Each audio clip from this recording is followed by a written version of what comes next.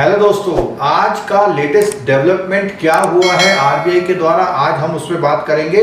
और ये डेवलपमेंट हुआ है प्रायोरिटी सेक्टर लैंडिंग में। प्रायोरिटी सेक्टर के बारे में डिटेल वीडियो हमारे इस आई बटन से जाके आप देख सकते हैं। जो लोग जिन लोगों ने पहले से बुक पढ़ी है या वीडियो देखा हुआ, उन्हें पता है प्रायोरिटी सेक्टर क्या होता है। ब्रीफ में अगर मैं बात करूं तो सरकार अपने देश के डेवलपमेंट के लिए कुछ ऐसे सेक्टर चुनती है जिसमें उसका फोकस बहुत ज्यादा रहता है। उसको अगर हम कहें तो उसी को हम प्रायोरिटी सेक्टर के नाम से जानते हैं। और प्रायोरिटी सेक्टर लैंडिंग जो कि बैंकों के थ्रू आरबीआई कंपेल करता है कि इतना टारगेट आपको पूरा करना है, उस टारगेट में बैंक ने कुछ लेटेस्ट डेवलपमेंट किए हुए हैं।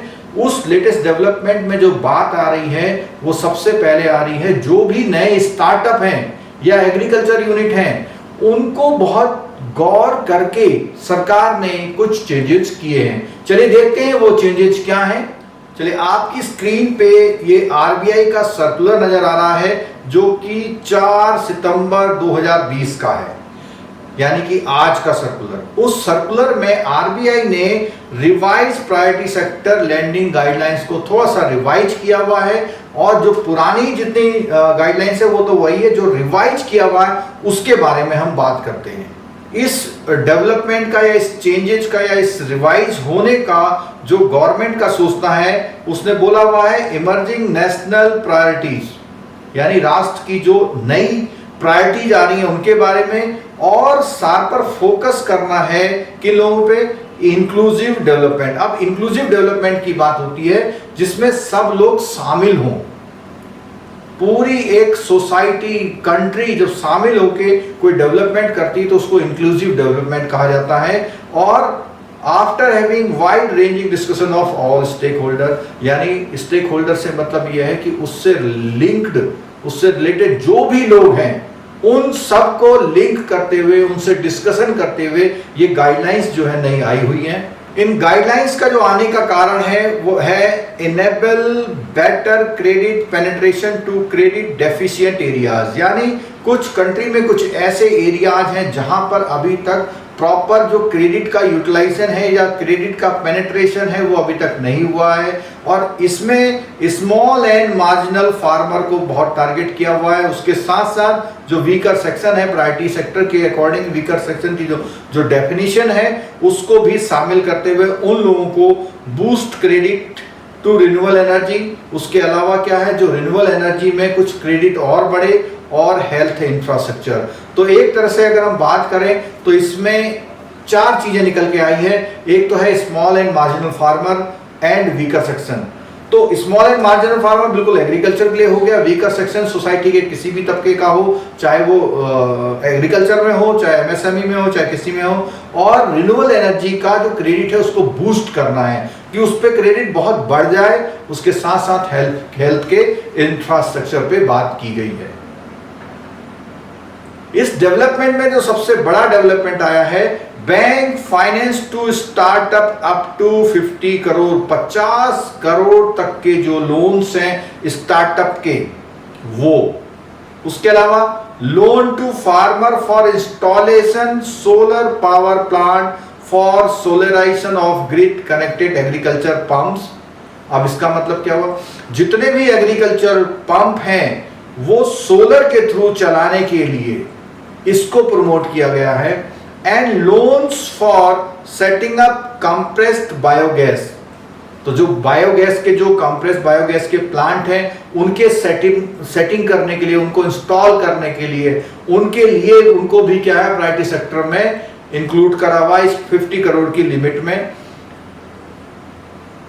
और उसके अलावा ये जो चीजें हैं वो फ्रेश कैटेगरी में इसमें एलिजिबल करी है कि ये अगर कोई इन चीजों पर भी करता है तो वो भी प्रायोरिटी सेक्टर में होंगी 50 करोड़ तक की, यानी एक रेंज बहुत बढ़ा दी है। ठीक है, अब इसमें क्या क्या जो सेलेंट फीचर हैं, क्या क्या इस स्कीम्स में फर्क पड़ेगा। पहली बात है कि जो रीजनल डिस्पैरिटीज से मतलब है कि कई जगह क्या है, कुछ विशेष इलाकों में कुछ कमियां रह गई। ठीक है, वहां पे प्रायोरिटी सेक्टर का फ्लो जो है हायर करने के लिए, हायर वेटेज देने के लिए किया गया है। और to incremental priority sector credit in identified district where the priority sector, और इससे क्या होगा, जहां पर अभी तक कम था उस पर गौर होगा इससे, इस गाइडलाइन से। उसके बाद target prescribe for small and marginal farmer and weaker section, जैसे हमने ऊपर टॉप में पढ़ा था कि स्मॉल एंड मार्जिनल फार्मर के लिए भी और वीकर सेक्शन के लिए भी are being increased in a phased manner. इसका मतलब क्या हुआ, अब ये रेगुलरली कुछ ना कुछ अपडेट आते रहेंगे, यानी नेक्स्ट अनाउंसमेंट आएगा, इसमें प्रायोरिटी सेक्टर की लिमिट बढ़ाई जाएगी। ठीक है, अगला थर्ड पॉइंट है, higher credit limit has been specified for farmers producers organisation, FPO, farmers producers organisations, और दूसरा है फार्मर प्रोड्यूसर्स कंपनीज। तो एक तो ऑर्गेनाइजेशंस हुए और एक कंपनी, कंपनी बहुत कॉर्पोरेट तरह की हो गई।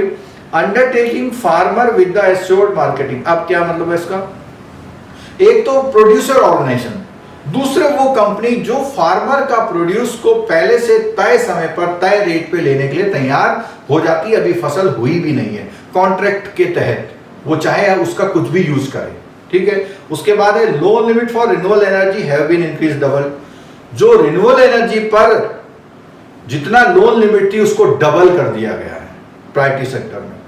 और अगला है हेल्थ इंश्योरेंस की बात, क्योंकि जब हम की पॉइंट पढ़े थे उसमें हेल्थ इंश्योरेंस फोर्थ पॉइंट था, उसके लिए क्या बोला उन्होंने, for improvement of health infrastructure credit limit for health infrastructure including those under Ayushman Bharat has been doubled.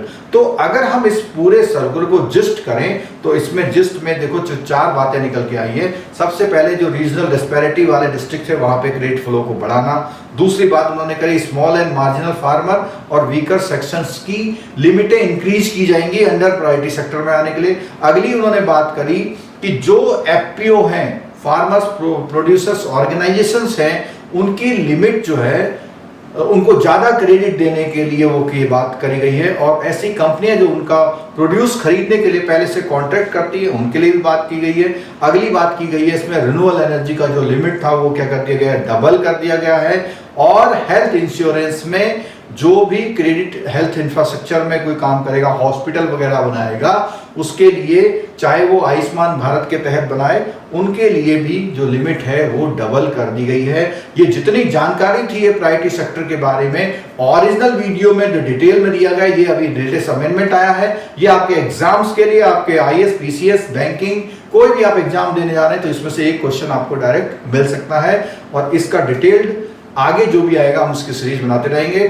आपको ये वीडियो कैसा लगा? अगर वीडियो अच्छा लगा तो वीडियो को लाइक जरूर करिएगा, शेयर कीजिएगा अपने फ्रेंड्स के साथ, और चैनल को सब्सक्राइब अगर अभी तक नहीं किया हुआ है तो कर लीजिए, और बेल आइकन दबाना बिल्कुल मत भूलिएगा। Thank you very much.